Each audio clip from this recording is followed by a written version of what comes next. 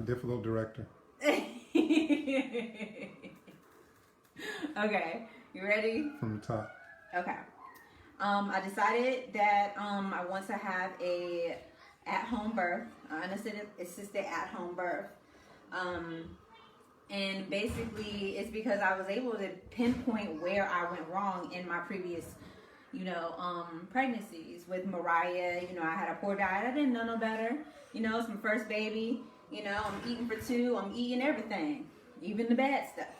So, I ended up developing a preeclampsia and had to be induced and everything like that. Luckily, I was able to progress and have her vaginally. Even though they were threatening me with a C-section if I didn't, open up past 8 centimeters and everything like that. But with King, I felt more under pressure because with my command, they let me go home at 39 weeks. And, even though they let you go home, you still got to check in with them and stuff. And so I think I had King at like 39 weeks, 4 days or something like that. And my water had broke, but I wasn't like in like active labor.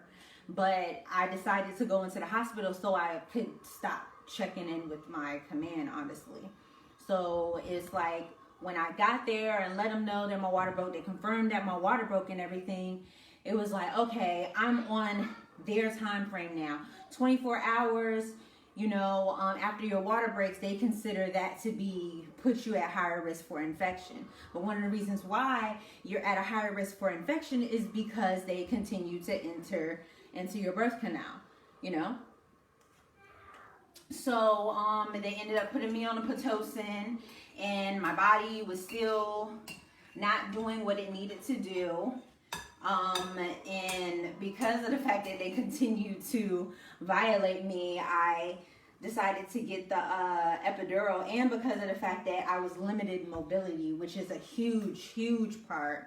I was limited the mobility to allow King to even move down, properly. Basically it ended up he couldn't take the drugs anymore, and his heart rate was fluctuating, and I was changing positions and stuff. Now I think you had came in, no, you had came in when they had put me on the peanut, and they had me laying down with the peanut, and in my mind I'm like, okay, how is it supposed to help my baby move down if gravity is the best thing to help a baby move down? But anyways, yeah, that ended up with a C-section, and I felt baited and switched during that time because of the fact that they had me changing positions to help with his heart rate. And then they actually pumped fluid into my uterus, which is not called for. If I'm hydrated, then my body continues to produce amniotic fluid, which should be perfectly fine. But they pumped, fluids into my uterus, and were trying to say that, his heart rate was dropping. And I was on my hands and knees, and I'm sitting there like, I would like to give birth to my child in this, position. And they're like, yeah, you'll be able to do that, and then like not even 5 minutes later, there's somebody coming in, putting a shot in my leg, having my husband sign some papers saying that we're about to have a C-section. And it was just like, that was really heartbreaking for me. Like I literally like cried. Like that was really literally heartbreaking. And so, had him. I was in recovery after that, and being in recovery was torture because they just took my son out of me. I have all of these chemicals coursing through my body, and now I have to be like Charlize Theron in Kill Bill. That's Charlize Theron, right? Yeah, is it? Or whatever. Anyways, but when she was in the truck, like I had to get my legs to move and my butt to move in order for me to be transferred to a room to see my son. And that separation really killed me. You know what I mean? Like having a mother immediately taken from her child, like, and having to recover like that. I didn't want to go through that again. But of course with Malik, it was the same situation. I was at the same command, and you know, my water broke and I decided to go in. I went in too early, and, you know, I was walking and bouncing on the ball and everything like that. But it was like every time I would go to the bathroom, it was like they would get frustrated with me, like, we need you to sit in the bed so that we can track the heart rate and everything. And I'm just like, but I have to use the bathroom. Like, why are y'all so upset because I'm trying to move around? I'm trying to make my labor, you know, progress naturally, and y'all want me to just sit here and have y'all look at the monitors the whole time. And so my labor did not progress the way that they wanted it to. And so that morning they told me, oh, well, we're gonna, since you're not progressing on their time frame, basically, that they wanted to start me on Pitocin. And I remember before that, I think they ended up putting a pill inside of my cervix, which I did not consent to. But they said, oh, the doctor had said to do this, so this is what we're gonna do. And I'm just like, okay, whatever. Like, because I was not educated on what I can and cannot, you know, say. But now I do. Lesson learned, you know. But, you know, even then, that woman, you know, was really rough with me. She was rough with me, and that's not cool.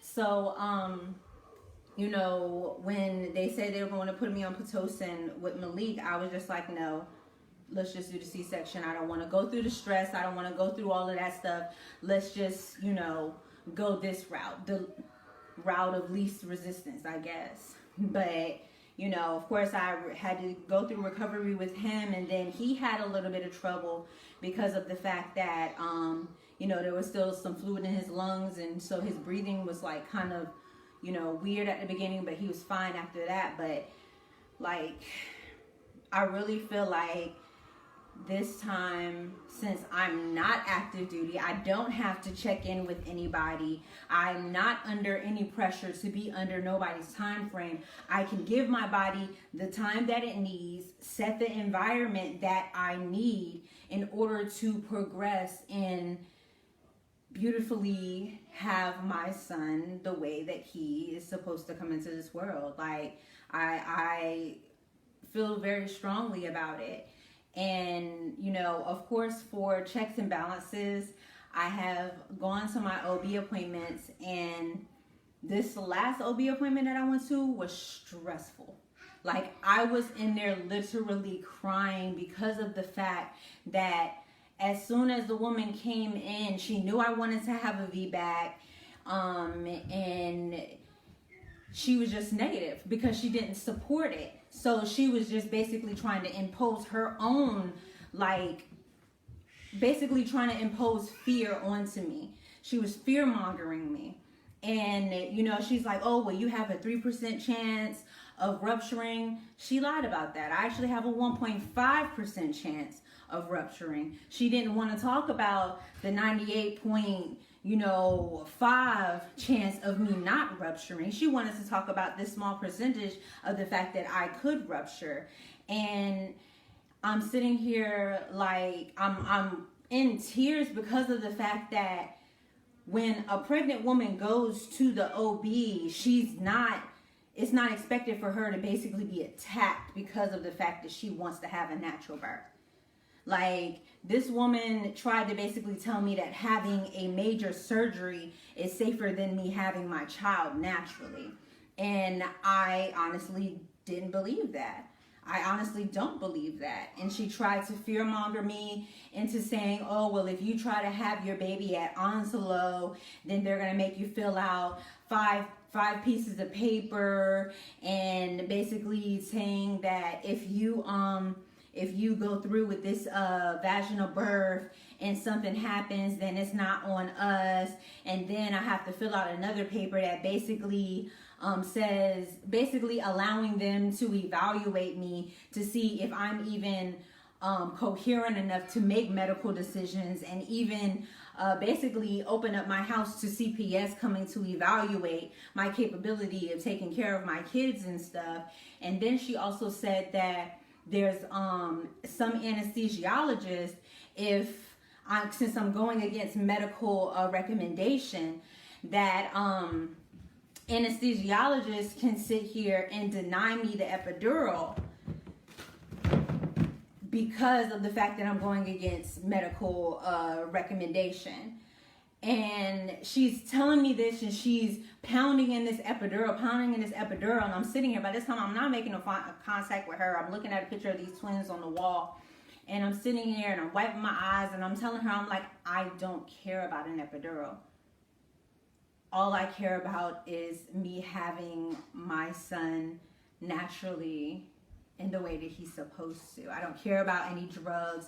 I don't care about none of that stuff. And she's like, well, we're not going to be able to support you here, so I would have to transfer you to Coastal or something like that, but I'm not going to guarantee that they're going to support this either. And I'm just sitting here like, little do you know, lady, I am not even going to come to y'all. Like, the only reason why I'm doing this is to check some boxes, just to play both sides of the fence right now. Like, honestly. And so, but it still upset me because I was thinking about how many women go through this every single day. How many women have had a previous C-section and are convinced that they are now inadequate, that they are broken, and that they are not capable of naturally giving birth. Like, it's like giving birth is, like, people fear birth now. Like, people truly fear birth now, and it's not fair. It's really not fair, because bringing life into this world is one of the most sacred, honestly, rituals you can actually perform. But now they want to control it. They want to, you know, intervene, and they want it to be on a certain time frame so it can be convenient for them. And I'm not here for it. Like, I'm honestly, truthfully not here for it. And I am so against going underneath the knife again. Like, I don't want to have to recover from a major surgery. Like, I am a solo parent. I'm not saying I'm a single parent. I'm a solo parent. I have 3 very active kids. So, and then I'll have a newborn, and I'll be no, that doesn't make any sense, because it makes them feel better. But how about if they nick my bladder? How about if they end up nicking an artery? How about if they, you know, I end up getting an infection from the surgery or something like that? She didn't want to talk about that. All she wanted to talk about was if my uterus ruptures. Like, no, I've gone through, like, I've done what, like 3 or 4 fasts last year, and I was on a fast when I found out I was pregnant. So I'm pretty sure my body has definitely healed in the way that my body is fully capable of giving birth safely and naturally the way that it's supposed to. Like, honestly. And I told her, I was like, you want to sit, because she was like, I'm just trying to tell you the standard, da da da da. And I was like, okay, but I feel like you're not listening to me, because the fact of the matter is that we're all different. Like, we're all unique. Like, she's looking at me like I'm uneducated, like I don't know what I'm talking about because I'm a melanated pregnant woman, and they already have a stigma on melanated pregnant women. Melanated pregnant women are the leading, like, race of women that have the highest mother and baby death mortality rate in the freaking hospitals. Like, that's not right. That's not right at all. And so I felt like she was also, like, talking down on me because of the fact that I told her that I had low blood pressure. So that's why I be feeling woozy and stuff like that. And it usually happens around the time that I eat. And she's like, okay, let me give you a physiology lesson right now. It's not because of your low blood pressure. It's because of your low blood pressure, your low blood sugar that causes your blood pressure to get low. That makes you feel like, didn't I just say that my low blood pressure was causing me to feel this type? Like, didn't I? You just repeated what I said, but now you feel smart because you felt like you was teaching me something. Like, that doesn't make any sense. Like, whatever. And then she gave me a referral for this heart place. There ain't nothing wrong with my heart. Then she referred me out to another place. All right, deuces. I'll go to Wilmington, whatever. But I don't trust them. I don't feel comfortable around them. I don't, cause I know what their agenda is. I know what their language is. Like, you know how many times she told me that my baby and I could die, like, over and over. You and your baby could die. You and your baby could die. You know, there was this woman, you and your baby. And I'm just like, I get more support from women that sit here and have gone through this before than a freaking doctor. And there have been many studies that have said that it is safer for a woman, even after multiple C-sections, to have a vaginal birth versus having a major surgery again. But I guess she's not hip on her research in her field or something like that, that she just wants to sit here and fearmonger. And so, like, I'm once a having in the bathtub. I've nested my bathtub. I've gotten in the bathtub and visualized myself like being in there and, you know, going through my labor and everything like that. And it's like in that bathtub, it's like you feel so light. And it's very relaxing. So I want to, you know, be able to set the space, create a space, and everything like that, and just be at home, going through my labor, be, you know, surrounded by my family and love and good energy, and just bring him into the world like that. Because my last experiences, like, and it is sad that when you go through certain traumatic experiences, you don't realize that it's traumatic until after the fact, until you have a clear mind and you look back on what you went through. You're like, dang, oh, I did remember. Wow. Because they play on your emotions. They play on the situation that you're in. You're in a high stress environment. You're stressed out. When they say, oh, your baby can die, of course, you're ready for this baby to come out. So you're going to say, you're going to do whatever they want you to do.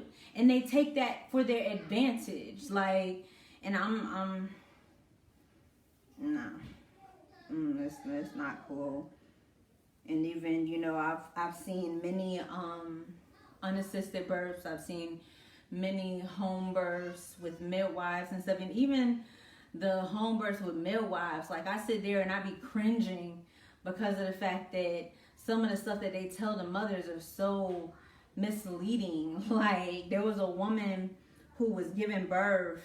Like, she was allowed to labor in different positions, but when it came to giving birth, the midwife had her on her back. And then after the woman had a difficult time pushing the baby out. And the whole time I'm like, please just like sit her up, let her squat, you know, and allow her baby, you know, to come down. And the woman asked the midwife after the baby got pushed out, she was like, would my labor been a lot easier if I would have been in a squat? And the midwife really said, no, you're fine. This was good for me. What? So you mean all of this was for you? Not for me. You weren't thinking about me. You were just thinking about you. And then it made me uncomfortable because the whole time this midwife had her hand in this woman's birth canal. Like, and the woman was like, do you have to have your hand in there? And she was like, oh, it's fine. Most mothers hate me around this time. I'm used to it. Just keep pushing. What? No. Like, every time I would see a video and the midwives would go in there and check the mom, and the mom would flinch because I would just cringe because I'm like, I know exactly how that feels. And it's unnecessary. It's literally unnecessary. I'm a part of a group which it's unfortunately going to be gone in November because of a situation that happened. And, you know, it's full of women who have had free births, unassisted births, perfectly fine, even after, You know, there was a woman, which actually had caught my eye. That's why I joined the group. There was a woman who had a free birth after having 5 C-sections. Like every birth that she had ended up in a C-section. And so she decided to take charge of her birth and ended up free birthing her child. And I had even brought up that just briefly, and the woman was like, oh, well, she put herself at a lot of risk. I'm like, well, she's healthy, the baby's healthy, everything is fine, and she's good. Like, there's nothing negative that you can really say about somebody that ended up having a good outcome. That's just like, you make me fill out all this paperwork and everything like that, and I end up having my baby perfectly fine. Y'all look like fools. But y'all just looking out for yourselves at the end of the day because y'all don't want to put out any money just in case something ends up happening. But they should be trained enough to be able to deal with whatever. I'm not trying to be a test subject. I'm not trying to be no experiment. And that was another thing too. At the hospital I was at, there were so many students that would come in while I would get examined or something. Like, there was so many people in the room when I had when I was pregnant with King, I think it was, or was it Malik? Because there was a situation where I think the doctor had to come in and move the umbilical cord out the way or something like that. And it was like, I looked up and it was like 6 or 8 people in the damn room. And I'm like, what in the world? And Isaac was in the bathroom during this time. So when he came out the bathroom, he was like, whoa, hold on, what's going on? And they just there spectating and looking. Like, I don't know what type of energy these people is carrying. They bringing it into my delivery room and anybody can just come up in there. That's not cool. That's not cool. It was fun. I'm glad, you know, I'm grateful for the experience so I can come to this conclusion. But I'm not going for it again. I know I'm capable. My body is capable. Omari is capable because the baby does work too during labor. So we're good. We're Gucci. I'm going to continue checking these boxes, you know, playing a game, whatever. But when the time comes, I will be going into labor naturally, allowing my body to do what it needs to do. I'm gonna be walking and doing my squats and all that stuff. I'm gonna do what I need to do and have my son the way I need to have him. And that was another thing too, that research was saying that women that go into labor spontaneously have a higher rate of success when it comes to having a vaginal birth. And also, she has a less chance of rupturing when she gives birth in a squatting position. But in the hospitals, they want you on your back. They want you to, you know, give them a good view. Like,